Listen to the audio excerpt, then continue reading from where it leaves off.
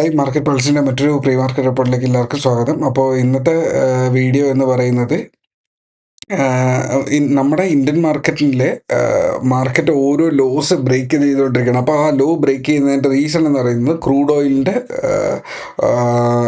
വില വർധനമാണ്. Crude oil ഇപ്പോൾ 95.7 എന്നുള്ളൊരു ലെവലിൽ എത്തി നിൽപ്പുണ്ട്. അതായത് നമ്മുടെ മാർക്കറ്റിന് കുഷനിങ് ചെയ്യാൻ പറ്റുന്ന മാക്സിമം ലെവൽ എന്ന് പറയുന്നത് $96 വരെയൊക്കെ മാക്സിമം നമ്മൾ പിടിച്ച് നിൽക്കുന്നുണ്ടാകും. $96 ബ്രേക്ക് ചെയ്ത് കഴിഞ്ഞാൽ 100ലേക്ക് പോയി ടച്ച് ചെയ്യുമ്പോഴേക്കും നമ്മുടെ സൈക്കോളജിക്കലി നമ്മുടെ ഇന്ത്യൻ സ്റ്റോക്ക് മാർക്കറ്റ് കംപ്ലീറ്റ്ലി ഒരു വലിയൊരു ബെയറിഷ് ഫേസിലേക്ക് പോകാറുണ്ട്.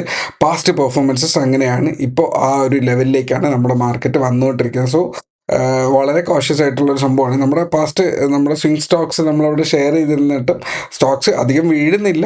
ICICI ബാങ്ക് ഉണ്ട്, ആനന്ദ്രാജ് ഉണ്ട്, ഒരു 4 സ്റ്റോക്സ് അവിടെ, ഐഷർ മോട്ടോഴ്സ് ഉണ്ട്, അധികം വീഴുന്നില്ല. ബട്ട് സ്റ്റിൽ എൻട്രി എടുത്തു കഴിഞ്ഞാൽ പോസിറ്റീവിലാണ് നിൽക്കുന്നതെങ്കിൽ പോലും അത് കയറി പോകത്തില്ല. ബിക്കോസ് മാർക്കറ്റ് കൂടെ വീഴുന്നുണ്ട്. ഓവറോൾ മാർക്കറ്റിൻ്റെ സ്ട്രക്ചർ നെഗറ്റീവാണ് എന്നുള്ളത് കാരണം നമ്മളാരും പൊസിഷൻ ഇതുവരെ എടുത്തിട്ടില്ല.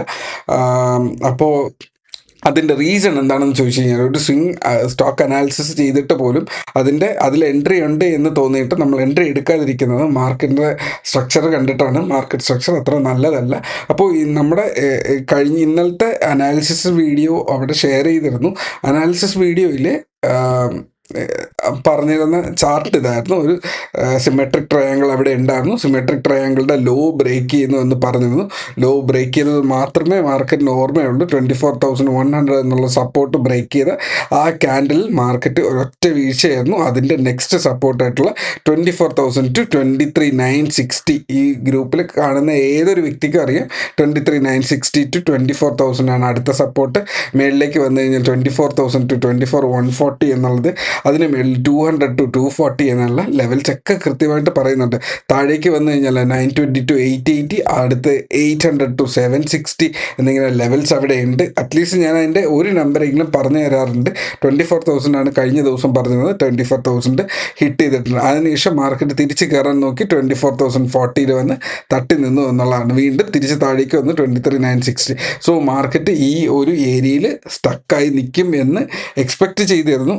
എന്നാൽ അങ്ങനെയല്ല. മാർക്കറ്റ് വീണ്ടും ക്രൂഡ് ഓയിലിൻ്റെ വില താഴ്ന്നതോടുകൂടി മാർക്കറ്റ് ഓപ്പൺ ചെയ്യുന്ന അടുത്ത ബോക്സിൻ്റെ ഏരിയയിലാണ്. അതായത് ഇതൊരു ഏരിയയാണ്. 24,100 ഓപ്പൺ ചെയ്തത്.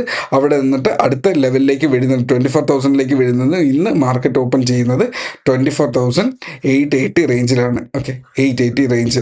അപ്പോൾ ഏറ്റവും സ്ട്രോങ് ആയിട്ടുള്ള അടുത്ത ഏരിയ എന്ന് പറയുന്നത് 920 ബ്രേക്ക് ചെയ്ത് കഴിഞ്ഞാൽ 960 to 24,000 വരാം. മാക്സിമം ഓഫ് 24,100 വരെ മാർക്കറ്റ് വരാം. മാർക്കറ്റിൻ്റെ ഏറ്റവും നല്ല ഓപ്പൺ ഇൻട്രസ്റ്റ് വെച്ച് നോക്കുകയാണെങ്കിൽ മാർക്കറ്റിൻ്റെ ഏറ്റവും ഇമ്പോർട്ടൻ്റ് ആയിട്ടുള്ള ഏരിയ 24,200 ആണ്. പക്ഷെ അവിടേക്കൊന്നും വരാൻ സാധ്യതയില്ല. അതായത് മാർക്കറ്റിൻ്റെ അപ്പർ റേഞ്ച് എന്ന് പറയുന്നത് 24,240 റേഞ്ചിലാണ്. പക്ഷെ അവിടേക്ക് വരാനുള്ള ബുള്ളിഷ്നെസ് മാർക്കറ്റിൽ തൽക്കാലം ഇല്ല. ഇനി താഴേക്കുള്ള സപ്പോർട്ടാണെങ്കിലോ 24,000 ആണ് കാണിക്കുന്നതെങ്കിലും 24,000 ഇല്ല, ഇപ്പോഴത്തെ കാലത്തില്ല. അപ്പോൾ 23,800 ആണ് അടുത്ത ലെവൽ. സോ മാർക്കറ്റ് ഓപ്പൺ ചെയ്യുന്നത് 880 എന്നുണ്ടെങ്കിൽ മാർക്കറ്റിന് അടുത്ത മെയിൻ ലെവൽ എന്ന് പറയുന്നത് 800. മാർക്കറ്റിന് ഏറ്റവും പിടിച്ചു നിൽക്കാൻ പറ്റുന്ന അടുത്ത ഏരിയ എന്ന് പറയുന്നത് 23,720. പണ്ട് മാർക്ക് ചെയ്ത ലൈനാണ്, ഇപ്പോഴും അത് വാലിഡായിട്ട് നിൽക്കുന്നുണ്ട്. സോ ഈ ഒരു ചാർട്ട് മനസ്സിലാക്കി വയ്ക്കുക. ഈ ചാർട്ടിന് വളരെ വാലിഡായിട്ട് ട്രേഡ് ചെയ്യാനുള്ള മൂവ്മെൻറ്റ്സ് തരാനുള്ള കഴിവുണ്ട്. സോ അതിനനുസരിച്ച് നിങ്ങളുടെ അനാലിസിസ് സെറ്റ് ചെയ്യുക. മാർക്കറ്റ് ഒരു പ്യുവർലി ഒരു ഓപ്ഷൻ ബൈയിങ് മാർക്കറ്റിലേക്ക് മാറുന്നുണ്ട്.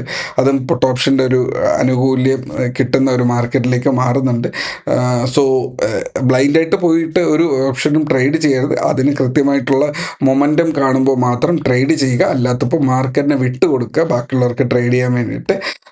നമ്മളെപ്പോഴും മാർക്കറ്റിൻ്റെ പാർട്ടായിരിക്കണമെന്ന് നിർബന്ധമില്ല. നമ്മൾ മാർക്കറ്റിൻ്റെ വെളിയിൽ നിൽക്കുന്നതാണ് ഏറ്റവും സേഫ് ആയിട്ടുള്ളത്. സോ അതിനനുസരിച്ച് നിങ്ങളുടെ അനാലിസിസ് സെറ്റ് ചെയ്യുക. Till then take care, by.